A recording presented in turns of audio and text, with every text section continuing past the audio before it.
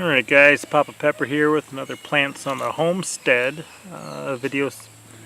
This is another one that never grew up north in Wisconsin, but we're getting into it down here. And it's a nice one too because some of my plants are going to be more obscure where people don't really know that much about them.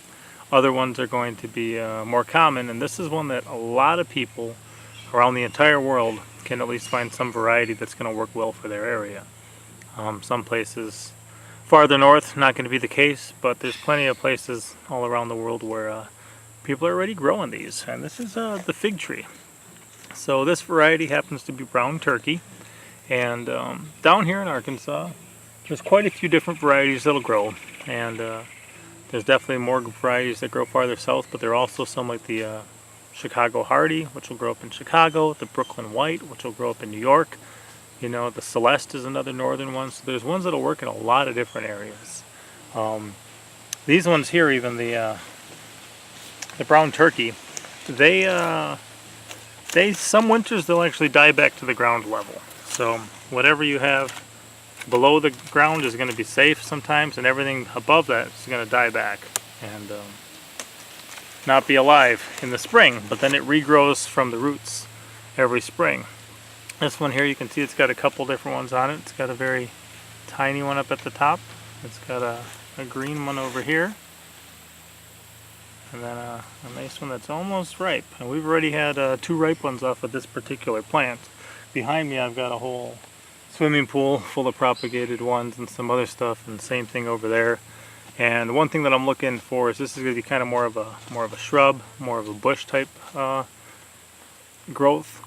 It's not going to be, you know, heading up on one big stalk and then spreading out. These will just kind of shoot up in a bunch of shoots from the ground, and they can get quite tall. I've seen some, you know, that big around and over 10 feet tall down here. But a couple different things. One, that's going to be a good wind barrier. It's going to be a good vision barrier. You know, if I wanted to plant some in a row in the summer, people couldn't see through that. It's also got the potential to put out a harvest every year of fruit, which is great. And then as far as plant propagation is concerned, it's another great one for that, because you can sit there and at any one of these jointed segments, it's called a node, and what they're going to be able to do is they're going to be able to send forth new growth from there. That's where you're going to find here leaves and figs coming from, up near the top. That's where the leaves and figs come from. And then if it's below the surface, that's where the roots come from. So if you trim this section right here, you've got one node here and one node here, and you put this node underground and that one above, there's a high probability you'd be able to get roots to grow from here and new growth from there. So this section between my fingers could be a new plant. So if we start at the bottom, I could get, well, 1, 2, 3, 4, 5. You get about 6 plants just out of this one here. So that's something to really think about.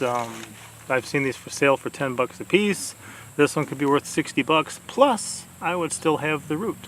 So especially for me, as I plan on getting a greenhouse moving forward, doing a couple different other things, if it's going to die back to ground level anyway, high probability of that down here, I can chop it off in many different sections in the fall, put those in my greenhouse over the winter, come next spring have something that looks maybe even similar to this, ready for sale, and what's my investment in it?